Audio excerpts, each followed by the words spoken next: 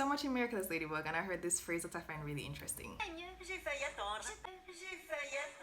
J'ai failli attendre. This confused me a little bit at first. Actually, it confused me a lot at first because whenever I hear the word j'ai failli, I think of I almost. For example, j'ai failli mourir, I almost died. Or like the song that I really love, j'ai failli de dire je t'aime, I almost told you I love you. So j'ai failli attendre would mean I almost waited, which I don't know, that just doesn't make any sense to me in the context. So after some research, I actually found out that it's used in a sarcastic way. So it's like you're waiting on someone for a very long time, or you're waiting on something. So you say j'ai failli attendre to express how exasperated you are, in a sense, for waiting so long. So it's used in a sarcastic way, and that is very interesting, especially because it's not the first time I've heard it. I've actually heard it before, but it just never made any sense to me, so I just forgot about it. But my rule of thumb is if you hear something more than once, then it's time for you to find out what it means. If you heard it once and then you hear it again, chances are you're going to hear it again. So just go find out what it means. So yeah, that's a little lesson right there. J'ai failli attendre. I waited.